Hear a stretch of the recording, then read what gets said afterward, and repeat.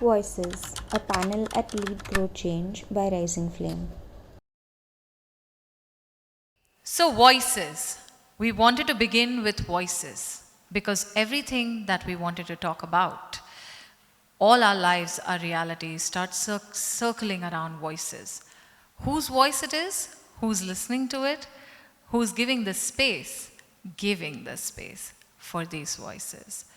Where do we have to use these voices? How hard it is, how easy it is. Can leadership happen without a voice?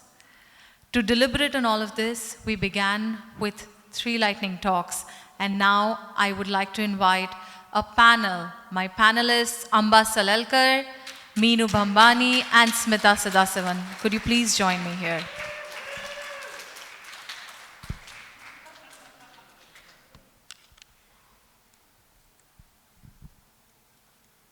Should I wait for you all to sit, or should I start the introductions? Okay. They're coming slowly. Sorry. Reasonable accommodation on time. Okay. Yes. Please.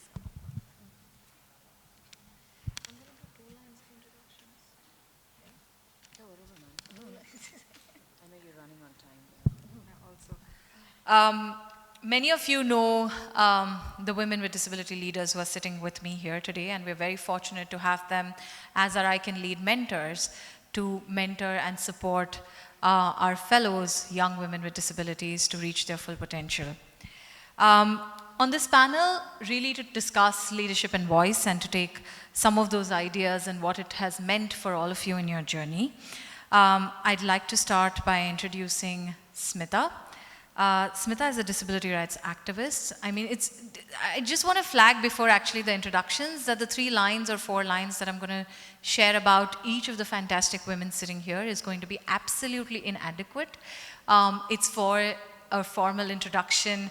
It's for the sake that you identify with some of their work or know about some of their work, but their work has been vast and varied. So Smita Sadasivan, a disability rights activist, has brought a lot of change, has done campaigns, organized advocacy within Tamil Nadu. Her work on access, her work on access to legal aid, her work on accessibility and audits has been very notable.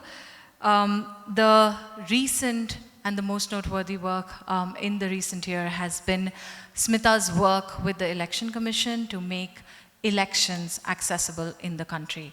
Thank you so much, Smita, for joining us here today. Can we have people? Thank you. Meenu Bhambani. Meenu, your designation is really long. I'm going to try to get it right. Asia Pacific Corporate Citizenship, Inclusion and Diversity Head at State Street. Has 22 years of CSR and development sector experience. Meenu has worked with a range of institutions and organizations, has worked with the government of Rajasthan, has worked with World Bank, until recently was a diversity and inclusion head at Mphasis. Welcome to the panel, Meenu.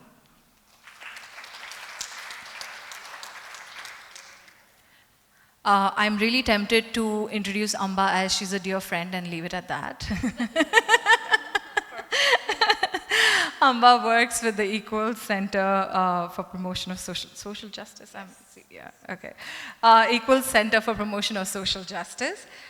She's a criminal lawyer by profession, a disability rights advocate, does evidence-based advocacy towards law and policy reform, and the recipient of Chevening Gurukul Fellowship. I'm not getting the name right.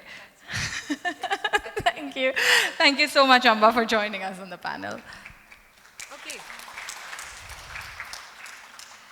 I wanted to just start by some broader comments on your journey and experiences. You want to claim the title or not, I have already announced to the world that you are leaders, and we all believe in that. I would like to actually start with Meenu, and I think there's another mic here. Yeah, there are 2 mics. Yeah, if you could grab that. So Meenu, just if you could tell us, and starting with you, to just understand, corporate spaces are still, when we speak in women's rights and we're talking about corporate spaces still being very close spaces to diversity, And so how has your journey been in traversing this space or navigating this space to come to a position where you were or where you are? Thank you, Nidhi. Thank you for having me here. Closer. Mic closer. Am I audible at the back? Okay. Interesting question. And as I'm hearing more stories from these young people who have just entered the corporate world, sometimes I feel the more things you feel have changed, the more they have remained the same. It is a tough space. To share my journey, how did I navigate that space? Two, three things which worked. I'll name the company. I used to work with Mphasis. If you Google a little bit about Mphasis and its journey in the inclusion space, especially for people with disabilities, it is known in that space quite widely, both from a CSR perspective as well as a diversity and inclusion perspective. The journey was not easy when I started way back there in 2007. There were a lot of challenges. The challenges were primarily attitudinal. Secondly, access related. What comes first? Does accessibility come first, or do people with disabilities come first? Where do we include? Why should we have policies? Because if we have policies, then we may have activists in the corporate world. And we don't want activists today. We do not want to be flooded with litigations if we have policies. So I came from a policy background. I had done enough work in the space of social policy. I specialized in social policy and disability studies.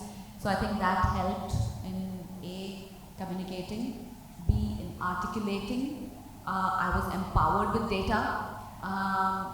So convincing leadership that why it is important, what is inclusion, what is exclusion, why policies are important, came a little easy to me. There was a lot of patience that was required, patience to coach, patience to build allies, patience to have key relationships with key stakeholders who would make that difference, who would be the key decision makers in bringing about that change. So started small, started with pilots. Okay, we'll do a pilot with one business unit. Let's see how it goes. If it works here, then we will expand it to other business units. And that's how the journey started. And gradually, over a period of 2 to 3 years, the first thing that I had negotiated with my then boss was, it's not about numbers. If you think that only numbers, through numbers you are going to measure success of inclusion, then that's not the measure. Because even if you have one person with disability and that person is not receiving accommodations, it's equal to non-discrimination. And that is what we should aim at, that be a company which would not discriminate and will provide equal opportunity, will have policies which will empower people through information that here are reasonable accommodations. You can see reasonable accommodation is about each individual, accommodating each individual with disability needs. So the initial success led to more success. Then came a period where there was a lull because you hit a ceiling. Where are people with disabilities? You want numbers, but there are no people with disabilities. So how do you get them into the workforce? Then you start questioning that why are people with disabilities not coming into the workforce? Where are the barriers? Are we looking at those barriers? So again you go back to data, and the data says so many children with disabilities are not even completing their school education. There are so many students with disabilities who are not even reaching college. There are infrastructural barriers. There is transport. There is no accessible transport available. How do even people with disabilities reach their schools, colleges? Are there any accommodations available at school level and college level? So looking at all those issues, started building and pushing for disability inclusion into CSR programs and addressing barriers one by one, and looking at that space where we could create pilots. So for example, in Bangalore, we started the first Office of Disability Services for students with disabilities so that they could ask for reasonable accommodation. You have a structure in place, you have a framework in place, it becomes so easy for students with disabilities to navigate those spaces. Otherwise, you remain at the mercy and charity of somebody and somebody's goodwill. When you have systems in place, it's their right, they're entitled to get it. So that's how I navigated that space. This is brilliant, Meenu. Thank you so much, because I think you also articulated a couple of points which have been iterated here in different forms of like building capacities from at various levels, right? And also I really liked activists in corporate spaces. It was a very interesting concept, because again, you know, how much a voice is okay and whose voice is okay again is really what matters. So we'll circle back with you on some of those questions, but I'd like to move to Smita. And I think, Smita, when we're talking about voice and we've been talking about activism, and you've worked so much on gender, disability rights, access, all of these, this entire spectrum, you know, we still are struggling with not just people with disabilities definitely being invisible, but women with disabilities being invisible. What's really the reason, in your opinion? I mean, is it just a stigma and stereotype, or where is the invisibility coming from? Yeah, thank you, Nidhi, for that question. Actually, it's a combination of all these things, like stigma, stereotype, inaccessibility, and more basically the assumptions. You know, like women with disabilities are assumed to lack capacity, and you know, basically decisions are made for women with disabilities right from the family. Even in my personal experience, when I had a relapse, I had in multiple sclerosis, we do get relapses frequently. And when I had a major relapse, initially, my dad, MS needs a lot of money for medicines. Our medications are very expensive. And my dad had to, work out my account with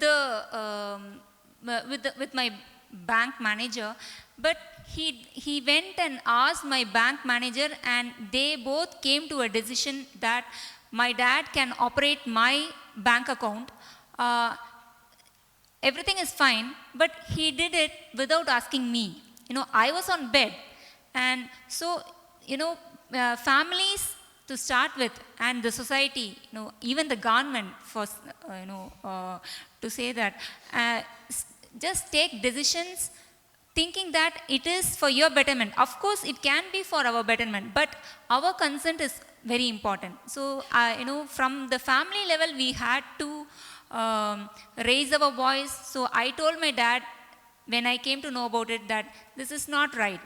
Yeah, okay, you did it for my betterment, but then my consent is also necessary. You should have asked me, I would have definitely said yes.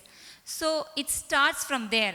At every level we have to raise our voice. That is how the activism begins. Even with regard to the reference Divyang, Honorable Suti Madam mentioned today, like our Prime Minister, Honorable Prime Minister, he is like father of all citizens of the country, and he is taking some decisions for our well-being, but still he should have asked us, consulted us, and whether we are okay with the terminology, Divyang.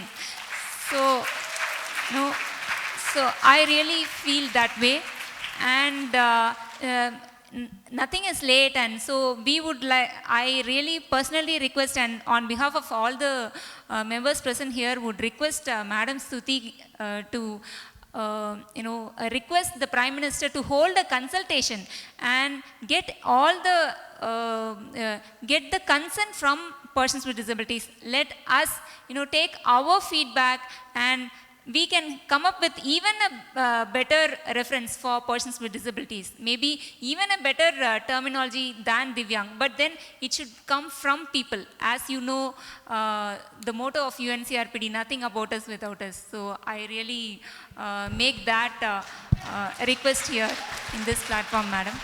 And so, in every step we had to raise our voice, and women with disabilities are being treated as children or very inauspicious. Even it happens in my personal experience, like in our street, everybody knows me, and any problem in the street, they come to me, they just pose the problem, they take my advice, or they know that I can solve that issue through by getting it through the concerned authorities. Whether it is a sewage issue or the garbage issue or electricity or whatever. But when a function happens in their family, they just come home and they quietly invite my parents and go. They don't invite me.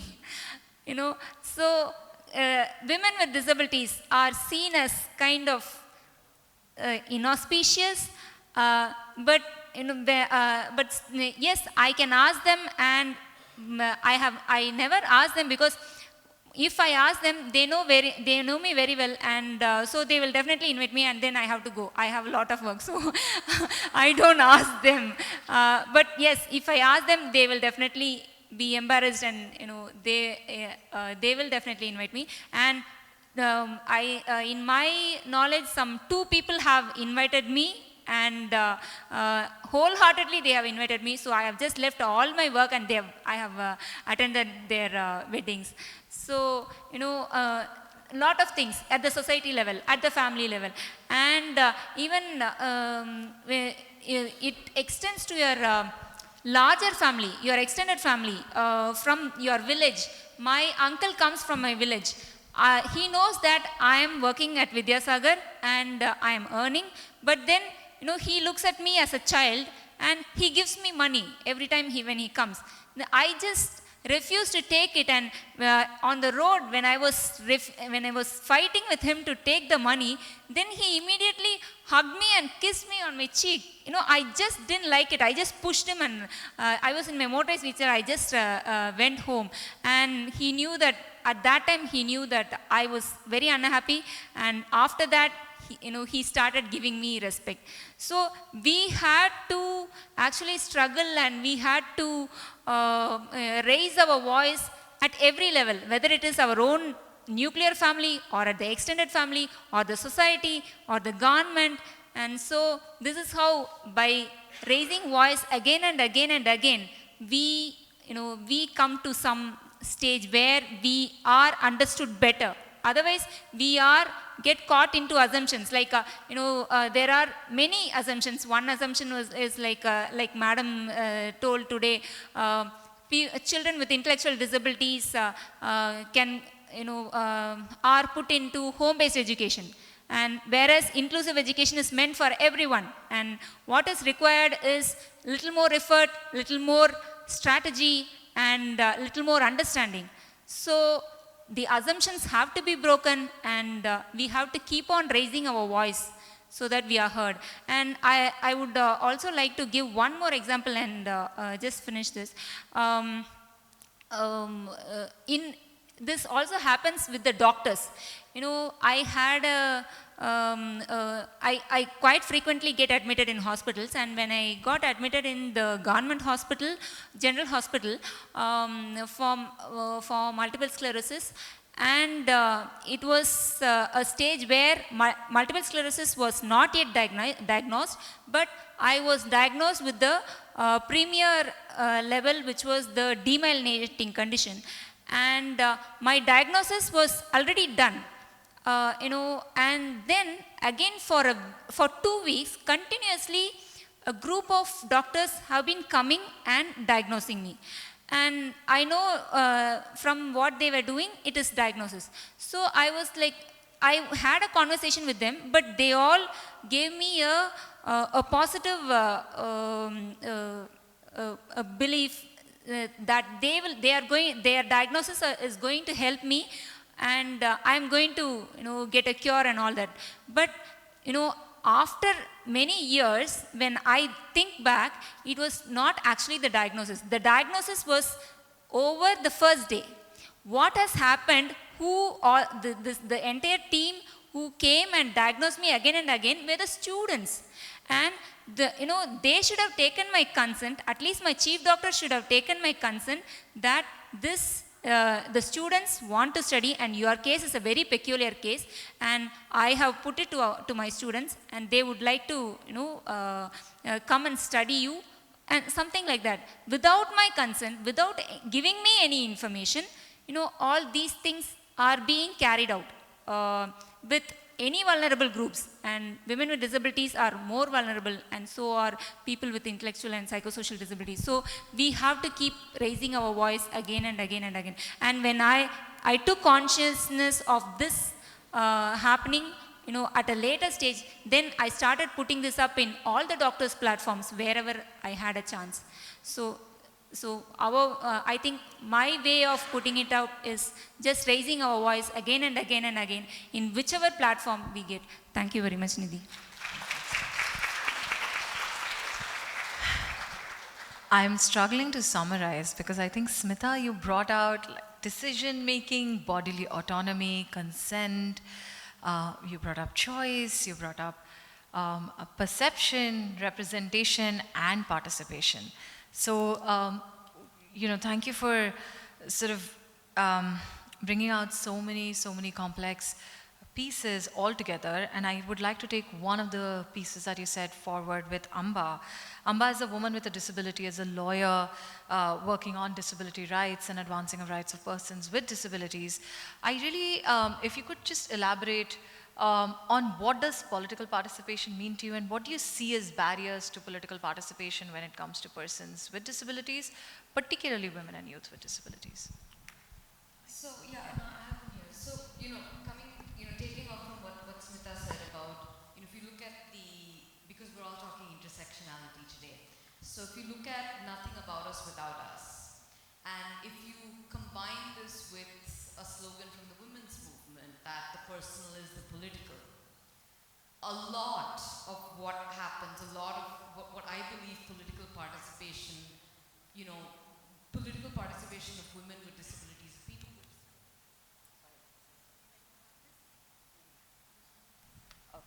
Hello? Yeah.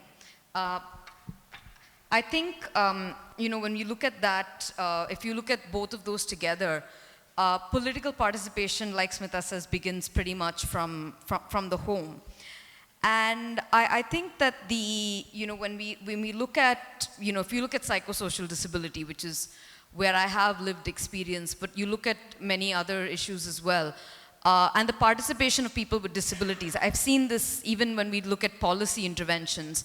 The interventions of persons, political participation is great up till the point where your decision is perceived to be problematic for a variety of reasons. It could be something which is deemed unfeasible by an authority, something which is unnecessary by a family member, something which is gravely shocking, as a personal decision if you want to take. And that's kind of when the whole issue about allowing for your participation gets sort of fenced. It's that you cannot take this decision. We don't think you have enough information to make this decision. As long as you're, from experience, if you've been sort of compliant with everything that is going on with you, it's fine. The minute you need to take a deviation from those accepted sort of lines, that's when the problem arises. And I think sorry, what was the second part of your question about women with disabilities and the barriers? Political participation. Right. How does it play out being a woman with a disability? Yeah. There are multiple levels and Smita spoke of some of them. She briefly touched on them, Yeah. right? On living with particular disabilities and then what representation, perception, and participation mean there. So, really, those intersections of which disability matters, which identity within disability. So, if you're a woman with a disability, how much of, like, what are the barriers that change within that, then again, as a hindrance to political participation? So I think the issue is that, you know, your access to information and your access to tools around your participation is something which gets, you know, the barriers that one faces from getting access to those tools. So let me take the example of something which, you know, like access to, say, information to participate, you know. It gets more and more difficult when you have an impairment for which you face more barriers to participation. And within that, so if we look at the disparity levels between men and women who have, you know, people like to use the term severe disabilities. I'm not a fan of that, but just for ease of understanding. The disparity between men and women as the impairment level increases is shocking. It gets more and more. And that's where I think, you know, we see even now, we look at participation across the world. I've worked and trained DPOs across the world, and it's always been a struggle to get women from what we call, you know, underrepresented groups to be a part of political processes, because there are so many barriers that we need to discuss when we're trying to enable them. I mean, when we work with a lot of groups, it's just building on existing education, existing awareness, existing exposure, but as you go to other underrepresented groups, you realize that there is sometimes very little base to work up from. So how do you engage in that process becomes a question. So these barriers kind of exist right from childhood, like Madam was saying, you know, like these barriers really exist from childhood. And when you talk about political participation is where it just gets, by the time someone is up for political participation, you know, as a youth or as an adult, there has been so much time gone by where they've had no access to the tools that many of us, I mean, with late onset impairments, for example, have as privilege. And I think just, you know, then linking to how, and adding to what you're saying of late access and then how do you even enable their participation, particularly when it gets compounded with the whole infantilization. So you're an adult, but not an adult. We want you to take decisions, but then at a level we've not built capacities, which again brings me back to what Meenu was saying, that at some point we hit the ceiling and we were like, where are people with disabilities and why, you know, how do we bring them in the workforce? So at this point, I'll just take a minute to see if any of the audience members have any questions for our panelists. Otherwise, I have like tons of follow-up questions. But if anybody from the audience has any question for any of our panelists around some of these issues. Hello. Yes, so good evening, everyone. I'm Gunjan. Nidhi ma'am, thank you so much for organizing this wonderful program, and all the presentations were really animated. My question is to Smita ma'am, or anyone who wants to answer.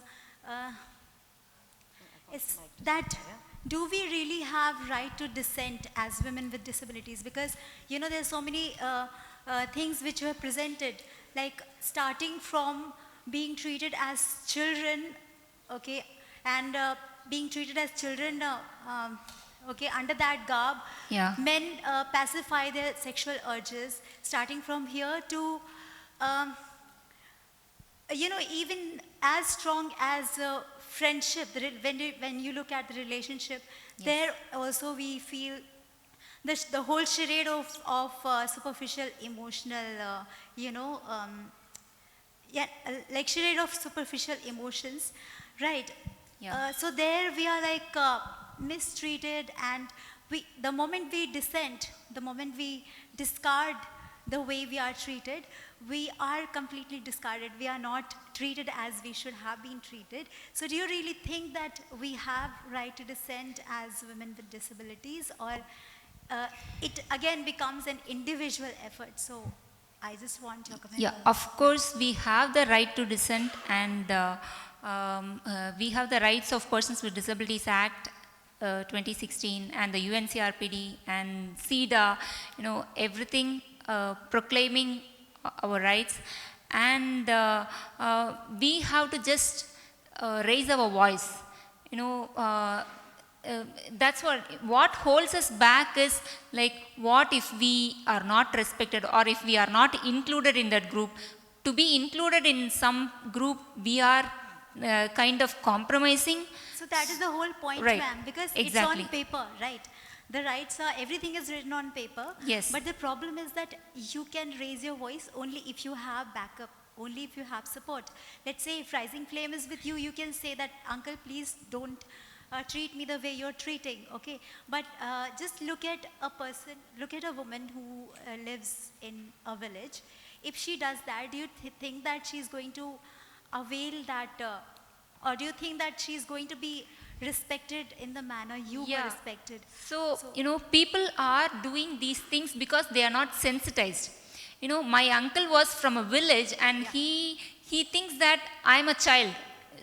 And he is also super sympathizing me because I have multiple sclerosis, and when all his daughters are all married and they are all settled and I am not yet settled, but he is not taking into cognizance that I am also doing job and I am also doing what I like. So, people are not sensitized, and people are into the stigma about assumptions, different negative assumptions on disability, and that is why majority of them are behaving the way in which they behave. So, little bit of sensitization, or in case if they are not really listening to us, then little bit of raising our voice will be enough for them. And even so with the government, and with regard to my uncle, I don't need any backup. I don't even need the backup of my my organization or Vidyasagar. I'm not saying that Yeah. organization Yeah. will support you, Exactly. but the kind of guts, the kind of gut feelings. Okay. So 1 second. This is Amba. Okay.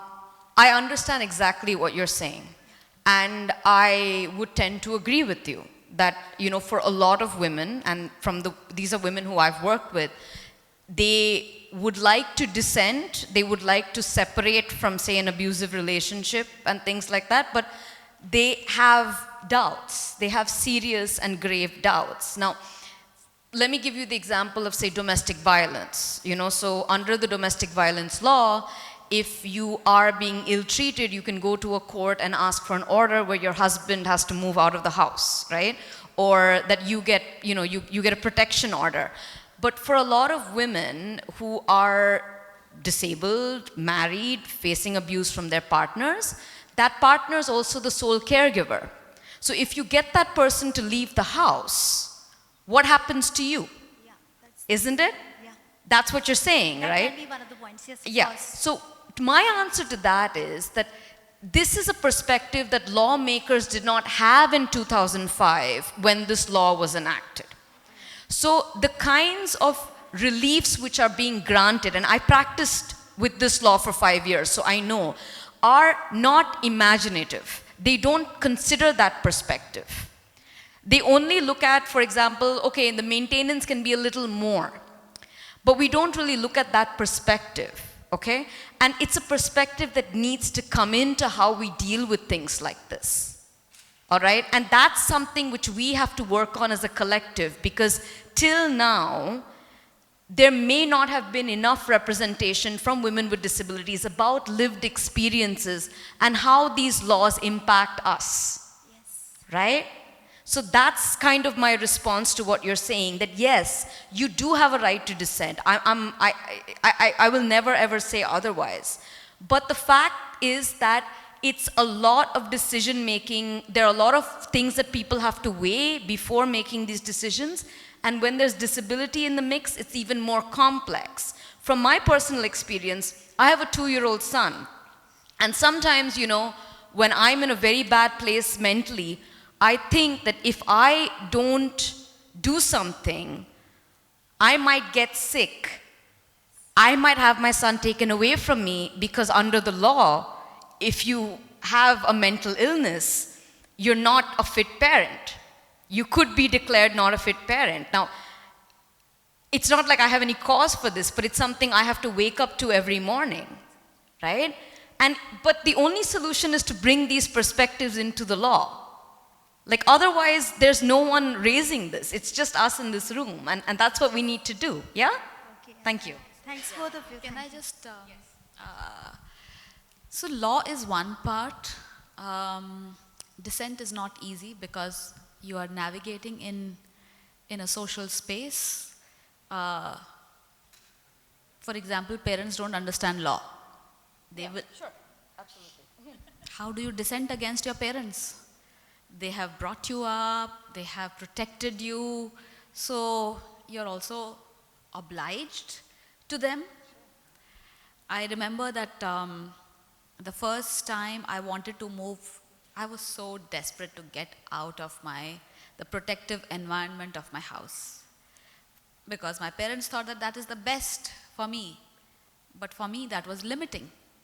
And I just couldn't dissent. I didn't know how to dissent because I didn't want to antagonize anybody. So I had to navigate that space. I had to wait. I had to wait for the opportunity to come my way where without disturbing the status quo, without making things, or making anybody angry, I'm able to fly out.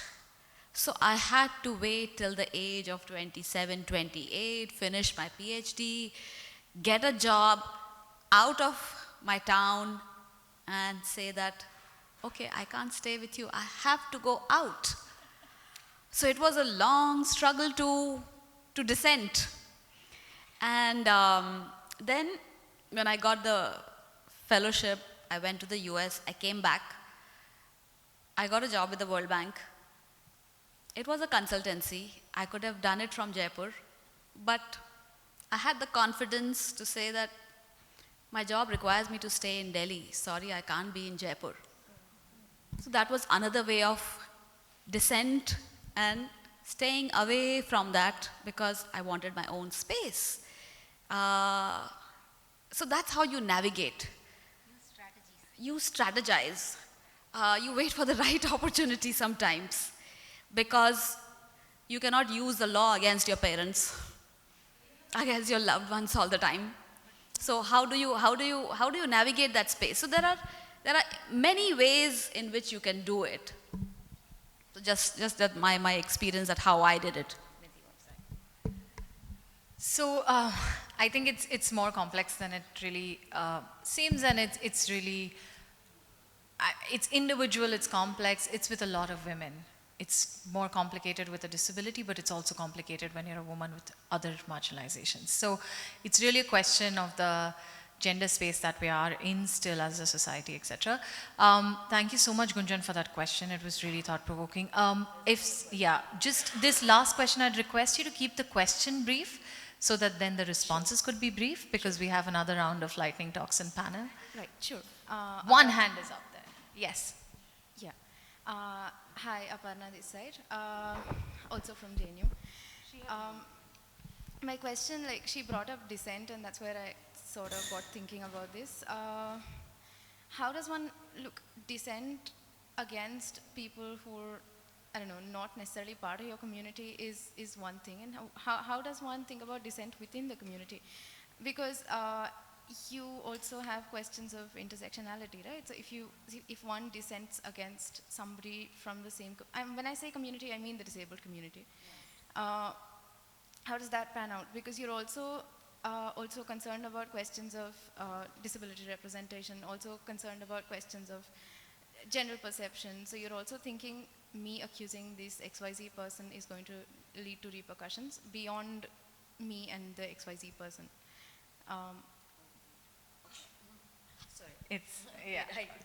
Sorry, I understood the question to be initially about a difference of opinion, but now I think it's about, like, say, someone in the community who's being harassing or something like that. Is that what you're talking about?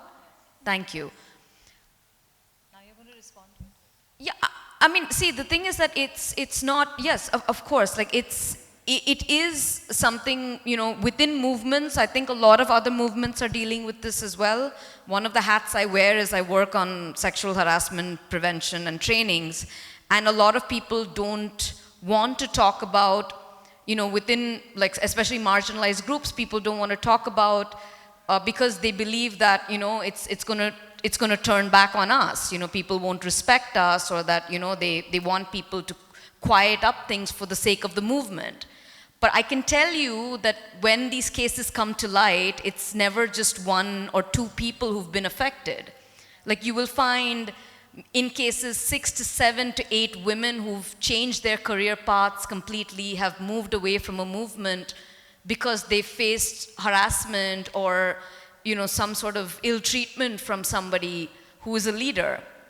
And I think we need to sort of talk about a feminist reimagining of what leadership is. Right? And what we mean when we say leadership. And, you know, a leadership should not be exploiting people who are in vulnerable positions. I mean, the reason why we bandy together is because we perceive ourselves to be vulnerable and we seek strength. In those situations, being exploited is a terrible, terrible thing. I would just say that, you know, people, you know, women should speak up. Other women with disabilities should support them. And we should really look at what, if we're saying it's for the sake of the movement, what's the movement that we're really talking about, right? So the whole, I think one disability law is one, but there are so many other laws as well.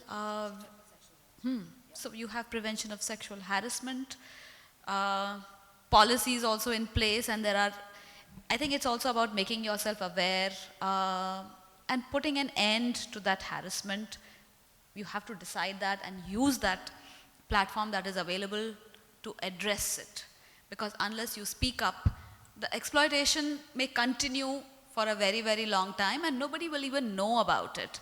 So I think whether within the movement or outside the movement, it's important to use those tools and be aware of those tools.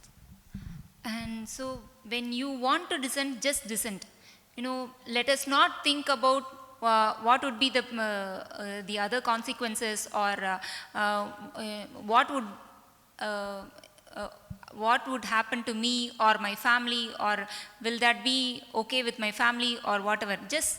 We just have to dissent. And you know, when we raise our dissent itself, they will understand. And if we don't raise our dissent, what will happen? You know, that situation or that abuse or the exploitation will keep on happening to us again and again and again. So at least for it not to continue further, we have to raise our dissent. May not be in a very rigorous term, but in a soft manner where they can understand. And also, you know, make as a collective, as Amba said, we have to sensitize. And you know, information is very important. For example, I know of a case where girls with deaf girls in a school were not given sex education, and they have to be given information in sign language, where the sex education was not given in sign language, whereas they were told that, you know, they were actually exploited and abused by the administration itself, and they were in turn told by the teachers that this administration is doing you a great you know, a favor, or they are doing a big job, like they are giving you life, they are giving you a lot of opportunities, and in turn what you are giving them, or this is just a small favor. So this is, you know, literally a misinformation which was given to them. So we need to have we have the right to information in accessible formats, and where, you know, they at that scenario, some girls have raised their dissent, but their dissent was actually suppressed by giving this misinformation. So, you know, don't be thoughtful about giving your dissent is what I would like to say. Thank you. I think we're coming very close to something that we discussed last year around the Me Too movement. An example, right? That a lot of women came out and very few people sat back and said, where are the women with disabilities? Talking about harassment. I remember being on this panel for First Post with other women, not from the disability community, from the Dalit movement, from women from the Northeast. So really women standing at different axes of marginalization, of disadvantage, of underprivilege, whatever you can call it. And we all sat there and said that we don't know if we can speak up against the community, even in an empowered space, but that doesn't mean women are not dissenting. It may mean that you found your different way. It may not mean that you go online, tweet about your harasser and tag the harasser and other 10 women. It may be that within your own community, you're talking openly about this person who has harassed you. And I think this has worked with a lot of women with disabilities, including myself. So it's not like I haven't been harassed in the community. And as far as public image, my public image goes, people think I'm feisty, people think I'm outspoken, I have a voice, I can consent, which all of it I can do. But what happens when there is harassment from within the community? It's also very simple. You know, when I started my work a decade ago on sexuality, the first comments around me being fast and loose came from within the community. I think it works within each community. I don't think the community can be held responsible because it's the individual who either harasses you, who troubles you, who makes your life difficult, who doesn't understand consent, who is into violence and abuse. And what are violations? Because for a lot of women with disabilities, when they're harassed, they're told it's okay because at least someone was assisting you, right? At least someone was being your friend. And the most common thing is that you as a woman with a disability, okay, if you're working on sexuality, we're all loose and fast, apparently. But otherwise, as a woman with a disability, you basically don't have an option. You're not going to get romance, you're not going to get sex, you're not going to get love. So if someone's giving you attention, just take it, right? And this is the idea that surrounds us, and the problem comes when we internalize these ideas. And that's why we're saying, first we learn to say no, we start building our voices, and hence such a long discussion about voice and what it means in different spaces, in different situations, in different life realities and contexts. Thank you so much, all my panelists. I know the time's not enough and we could continue speaking about this, but Amba, Meenu, Smita, thank you so much. Really value and appreciate everything that you said. This panel was a part of Rising Flames Lead Grow Change, September 20th, 2019, New Delhi. Moderator, Nidhi Goyal, Founder, Executive Director, Rising Flame. Panelists, Amba Salelkar, Lawyer, Equal Center for Promotion of Social Justice. Meenu Bhambani, Asia Pacific Corporate Citizenship Inclusion and Diversity Head at State Street in Bangalore. Smita Sadashivan, Cross Disability Rights Activist.